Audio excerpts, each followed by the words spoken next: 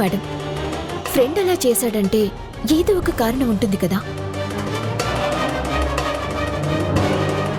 అదేంటో తెలుసుకోకుండా అపార్థం చేసుకుంటే ఒక మంచి ఫ్రెండ్ని దూరం చేసుకున్నట్టు అవుతుంది కదా. కరెక్ట్గా చెప్పావమ్మా. ఏంటి కరెక్ట్?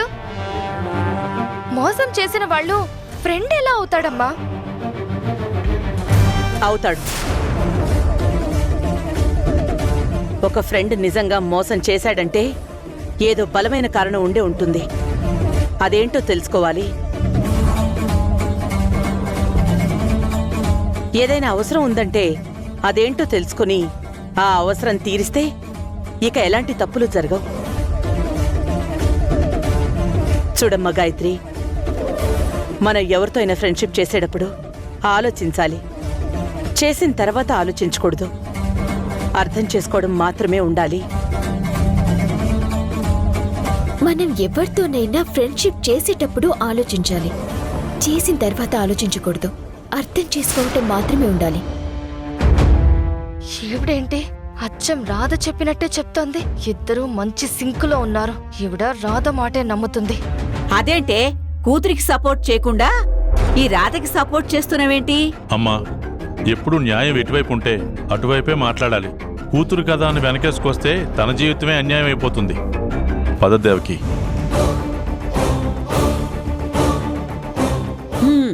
ఇదేం మాయ చేసిందో గాని వాళ్ళకి ఇదేం చెప్తే అదే వేదం. నువ్వు మాత్రం నీకేది కరెక్ట్ అనిపిస్తే అదే చెయ్యమ్మా. దీన్ని మాత్రం అస్సలు పట్టించుకోకు. పట్టించుకోకపోతే ఎలా? ఇదెవరో తెలిసింది. ఇంకా ఎక్కువ ఫోకస్ పెట్టాలి. తప్ప రామ్మా.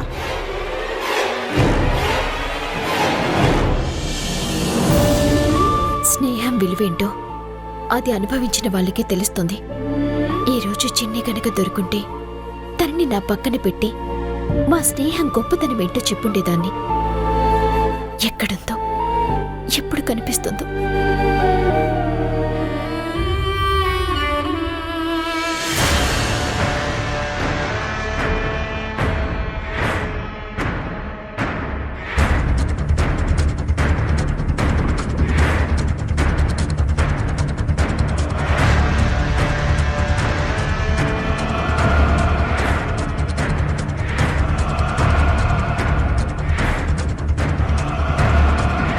ఏంటి మేడం, సీరియస్గా ఏదో ఆలోచిస్తున్నారు? నువ్వు చేసిన చేతకాని పని ఒకటి గుర్తొచ్చి దాని గురించి ఆలోచిస్తున్నాను. ఇప్పుడు నేనేం చేశాను మేడం? ఏదీ సరిగ్గా చెయ్యవు. అదే కదా ప్రాబ్లం. ఆ రోజు దేవకి కూతుర్ని చంపేయమని చెప్పాను, వదిలేశావు. చంపితే ఏమొస్తుంది మేడం? అమ్మితే మందుకి 4 డబ్బులు వస్తాయని ఆశపడ్డాను మేడం. కానీ నా పెళ్ళం అది కూడా జరగనివ్వలేదు. ఆ చర్చి ఫాదర్కి అప్పగించేసింది. ఇప్పుడు నువ్వు ఆ చర్చ్ ఫాదర్ ని పట్టుకోవాలి చలపతి. ఇంకా ఫాదర్తో మనకు పనేంటి మేడం? మీరు దేవకి దగ్గర పంపించిన సత్యనే దేవకి కూతురని DNA రిపోర్ట్లో తేలిపోయింది కదా. తెలిసింది. కానీ సత్య దేవకి కూతురు అయ్యుంటుందంటే నువ్వు నమ్ముతున్నావా? DNA రిపోర్ట్లే మ్యాచ్ అయ్యాక ఇక మనకు నమ్మకంతో పనేంటి మేడం? ఆధారాల్ని నమ్మి గుడ్డిగా ఒక డెసిషన్కి ఎప్పుడు రాకూడదు చలపతి. అన్నీ నిజం కావు. కొన్ని మనల్ని మాయ చేస్తాయి. నిజంగా సత్య దేవకి కూతురు అవునా కాదా అని కన్ఫర్మ్ చేసుకోవడానికి సత్యతో మాట్లాడడానికి వెళ్ళాను. తన వివరాలన్నీ తెలుసుకున్నాను. నాకు ఎక్కడా తనే దేవకి కూతురన్న భావన కలగలేదు. మీకు డౌట్ వచ్చిందంటే ఆలోచించాల్సిందే మేడం. నువ్వు ఆలోచించి చేసేదేం లేదు. కానీ ఆ చర్చ్ ఫాదర్ని తొందరగా పట్టుకో. అప్పుడే సత్య దేవకి కూతురా కాదా అని బయట పెట్టగలం. అలాగే మేడం, ఇప్పటి నుంచి అదే పనిలో ఉంటాను. ఒకవేళ నిజంగానే సత్య దేవకి కూతురైతే మాత్రం చంపేయమంటారా? Madam madam madam madam madam madam madam madam నా మాట వినండి మేడం. మేడం చంపేస్తానేమనుకున్నావో? అదేంటి మేడం, చిన్నప్పుడు దేవకి కూతుర్ని చంపలేదంటే తిట్టారు. ఇప్పుడు చంపుతానంటే నన్ను చంపుతానంటున్నారు. ఒక పని చేయాల్సిన టైంలో చెయ్యకపోవడం ఎంత తప్పో చెయ్యకూడని టైంలో చేయటం కూడా అంతే తప్పు. ఆ, అర్థం కాలేదు మేడం. అప్పుడు దేవకి కూతురు నాకు అడ్డం రా. ఇప్పుడు ఆయుధం. ఓహో, ఎవరో ఒక అనాథని దేవకి కూతురులా పంపించి పగ తీర్చుకుందామనుకున్నాను. కానీ ఆ అనాథ నిజంగానే దేవకి కూతురని తేలితే తన కూతురుతోనే తనని దెబ్బతీసినట్టవుతుంది కదా. అంతకన్నా సంతోషం ఇంకే ఉంటుంది. శత్రువుని వాడి ఆయుధంతోనే చంపేంత సంతోషం, తన వేలితోనే తన కంటిని పొడిచినంత ఆనందం. ఆ, అర్థమైంది మేడం. ఈసారి మీ సంతోషానికి నేను గ్యారంటీ. ఆ చర్చి ఫాదర్ ఎక్కడో నాకు కనిపెట్టి ఆ సత్య గురించి కనుక్కుంటాను.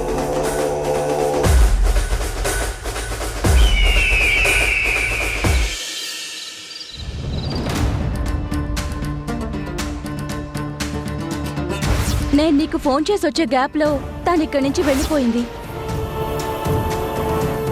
ఎందుకు వెళ్ళిపోయావు చిన్ని? ఇంకాసేపు అక్కడే ఉండుంటే మనం కలుసుకొని ఉండేవాళ్ళం కదా.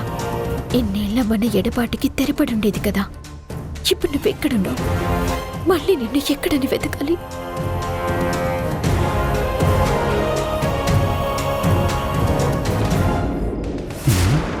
హాయ్.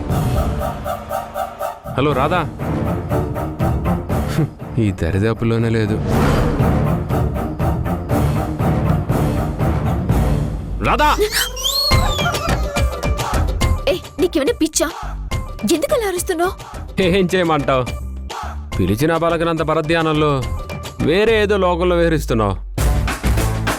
నిన్న అక్కడి నుంచి ఇక్కడికి తీసుకురావడానికి అంత గట్టిగా అరవక తప్పలేదు. ఇంతకీ అంత సీరియస్గా ఏం ఆలోచిస్తున్నావు? నేనేం ఆలోచించడం లేదు. ఇన్స్టిట్యూట్ ఫైల్ చూస్తున్నా. ఓహో, అలాగా.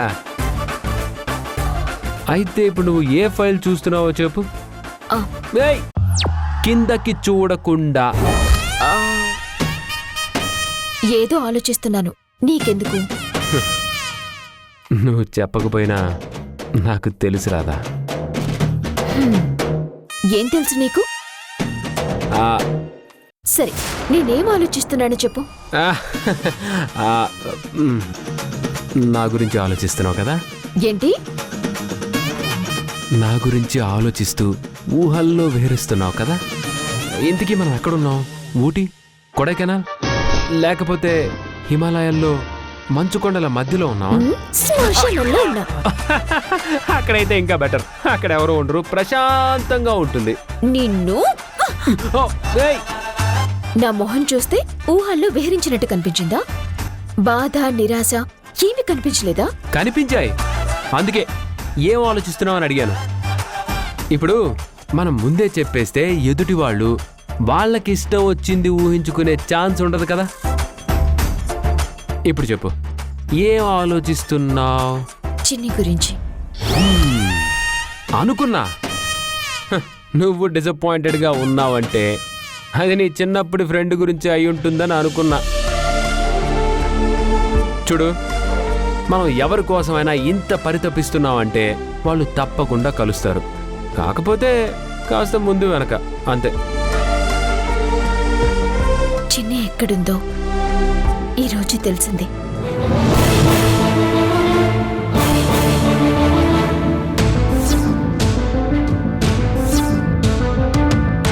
నేను నీకు ఫోన్ చేసి వచ్చే గ్యాప్లో తను ఇక్కడి నుంచి వెళ్ళిపోయింది.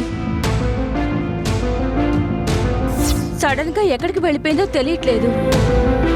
అది అర్థం కాకే చూస్తున్నాను. తనొక్క 10 నిమిషాల ముందు నాకు ఫోన్ చేసున్నా, ఇంకొక 10 నిమిషాలు తను అక్కడే ఉన్నా, నా చిన్ని నాకు దొరికిపోయిండేది. ఇంత గుడ్ న్యూస్ అంత బాధగా చెప్తావేంటి నువ్వు? ఫ్రెండ్ మిస్ అయిందంటే గుడ్ న్యూస్ అంటావేంటి? మీరు పాయింట్ని గమనించట్లేదు. ఇన్నాళ్ళు నీ ఫ్రెండ్ ఎక్కడ ఉందనేది నీకు తెలీదు. ఇప్పుడు తనిక్కడే నీకు దగ్గరలోనే ఉందని తెలిసింది కదా. తొందరలోనే నిన్ను కలుస్తుంది కూడా. ఏ, నీకు నమ్మకం లేదా? నమ్మకం ఉంది, కానీ కానీ లేదు, ఏమీ లేదు. మళ్ళీ ఆలోచిస్తూ ఎక్కడికో వెళ్ళిపోకుండా బుద్ధిగా ఫైల్స్ చూసుకోండి. లేదంటే మిమ్మల్ని మళ్ళీ ఇక్కడికి తీసుకురావడానికి ఏదన్నా చేయాల్సి వస్తుంది. చెవి దగ్గర మళ్ళీ అరిచావనుకో బాగోదు చెప్తున్నా. ఈసారి అరవడాలు అవన్నీ ఉండవు. ఏం చేస్తావు? ఏం చేస్తావు? హేయ్! కదలదు, కూర్చో కూర్చో. ఎందుకు కదలద్దన్నా కదా. వద్దు చెప్పేది నీకే. వద్దు చెప్పేది నీకే.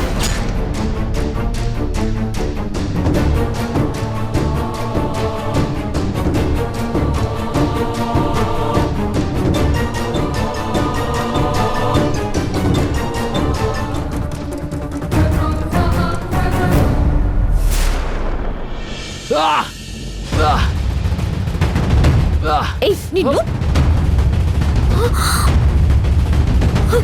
తేలు. అవును, ఏ మాత్రం కదిలా నేను కుట్టేసేది. అందుకే ఈ బిల్డప్ ఇవ్వాల్సి వచ్చింది. ఏంటి చేమిత కుట్టిందా? చూని. అయ్యో, తేలు కుట్టింది. ఏం కాలేదులే. ఏంటి ఏం కాలేదు అంటావు?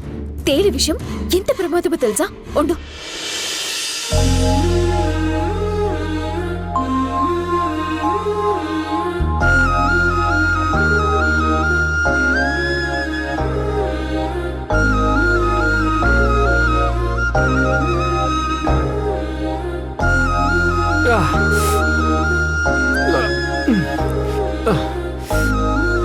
విషయం మొత్తం పీల్చేశాను. ఏం కాదులే. నాకేం కాదు, కానీ నోటితో పీల్చావు కదా, నీకు చాలా ప్రమాదం. దా హాస్పిటల్కి వెళ్దాం. అవసరం లేదు, నోరు కడుక్కున్నాను కదా, నాకేం కాదు. అయినా నేనే హాస్పిటల్కి వెళ్ళేవాడిని కదా, అలా నోటితో పీల్చేస్తావా? హాస్పిటల్కి వెళ్లేలోగా ఏదైనా అయితే? ఏదైనా అయితే చూడు, ఏదైనా చేసే ముందు కొంచెమైనా ఆలోచించాలి. మరి నువ్వెందుకు ఆలోచించకుండా తేల్ని చేత్తో పట్టుకున్నావు?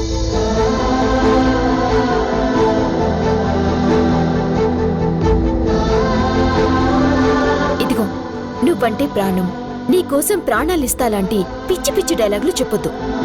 నా ప్లేస్లో ఎవరున్నా నువ్వు కాపాడుండేవాడివి, నీ ప్లేస్లో ఎవరున్నా నేను కాపాడేదాన్ని.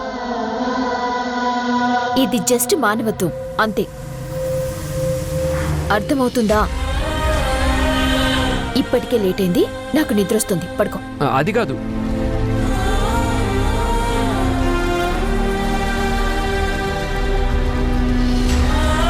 పడుకో. Good night.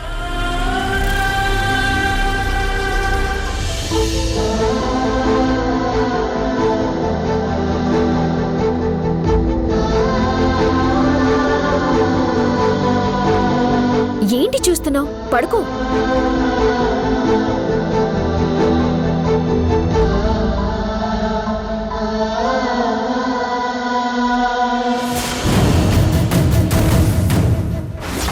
సంజన, చిన్ని ఎక్కడ?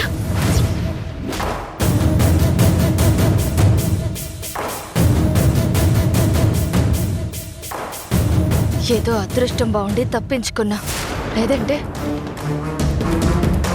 నేనే చిన్నప్పటి చిన్ని అన్న సంగతి తెలిసిపోయి ఉండేది కదా. తెలిస్తే నేను గాయత్రిని కానన్న సంగతి బయటపడిపోయి ఉండేది కదా. అదే జరిగితే ఇన్ని రోజులు నేను ఏ హోదా డబ్బు కోసమైతే తప్పించాను, అవన్నీ దొరికి మళ్ళీ నాకు దూరం అయిపోతాయి. పైగా చిన్నప్పటి నుంచి తన మీద పెంచుకున్న కోపాన్ని తీర్చుకునే అవకాశం లేకుండా పోయేది. నా అలా జరగడానికి వీల్లేదు. అంటే ఈ రాధ ఈ ఇంట్లో ఉండకూడదు, వెంటనే బయటకు పంపించేయాలి.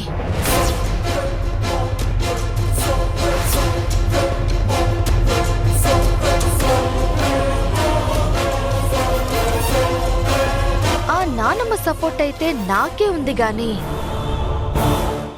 అమ్మా నాన్నల సపోర్టు ఆ రాధకే ఉంది. కాబట్టి రాధని బయటికి పంపించడం అంత ఈజీ కాదు. అలా అని వదిలేస్తే నేను బయటకు పోవాల్సి వస్తుంది.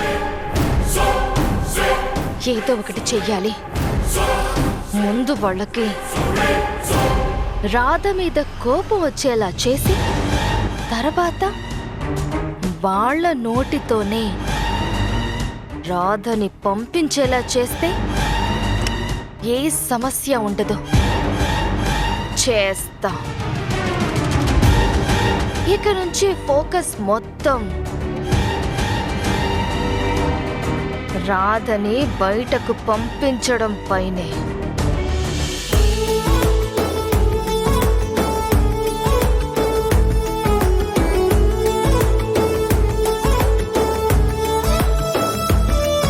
ఒక పూల మేఘమే వాలిందిరా, హృదయాన తేనెలే జల్లిందిరా, ఇలా వెన్నెల వలేస్తే ఎలా మనసే లాగేలా. ఒక పాల మేఘమే తాకిందిరా, ప్రాయాణ రంగులే కురిసిందిరా, ఒక తారక తన పేరిక తరదారులే నా ఊరిక. సయ్యో మన మధ్య జరిగే సంఘటనలు తప్ప వేరే ఆలోచనే రావట్లేదు. నువ్వు నాతో చేయించిన ప్రమాణాలు నిద్ర పట్టనివ్వట్లేదు. ఎందుకు? నీ మీద నాకున్న అంతులేని ప్రేమే దీనికి కారణం కదా.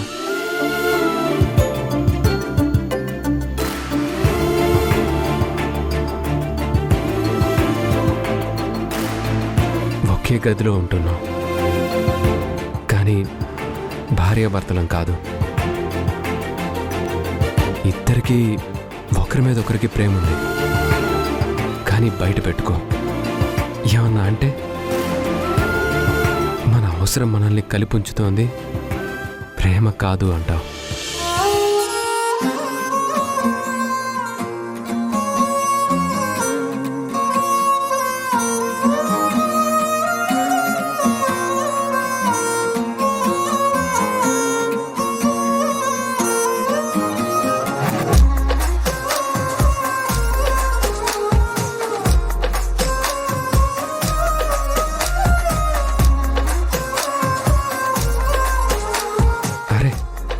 ఎంత అవసరం ఉన్నా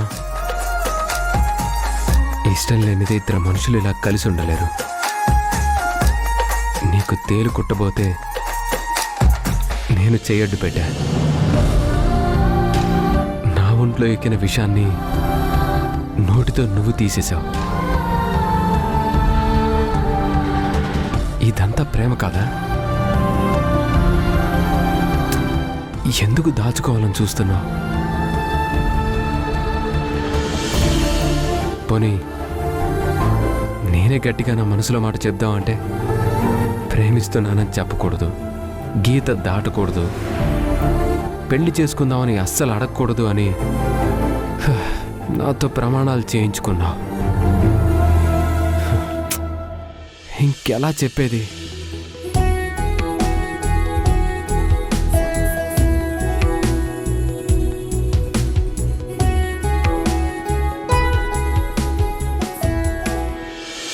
అవును, ఇవన్నీ నేను చేయకూడదు,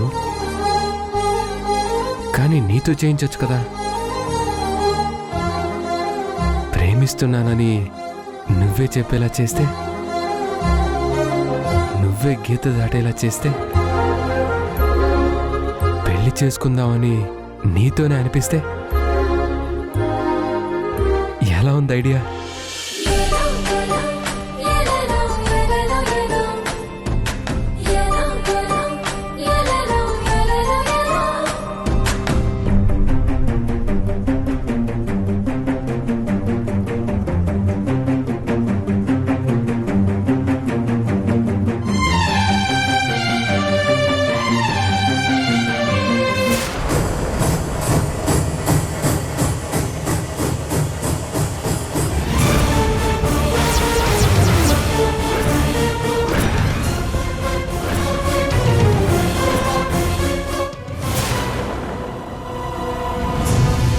రాధా, రాధా,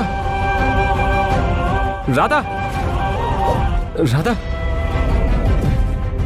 రాధా రాధా రాధా లే రాధా రాధా అరే చలనం కూడా లేదు అంటే రాధ ఒంట్లోకి విషయం ఎక్కిందా హాస్పిటల్ హాస్పిటల్ రాధా రాధా లే రాధా రాధా రాధా లే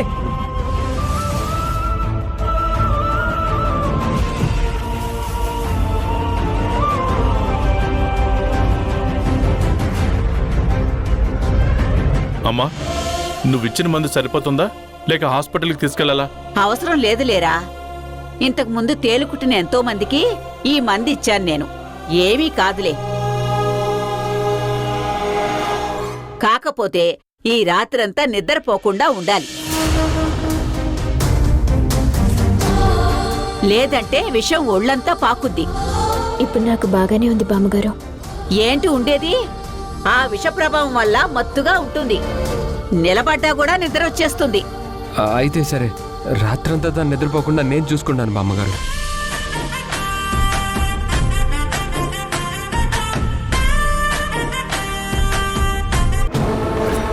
రాధ ఏమైంది? రాధ నిద్రపోకూడదు కదా?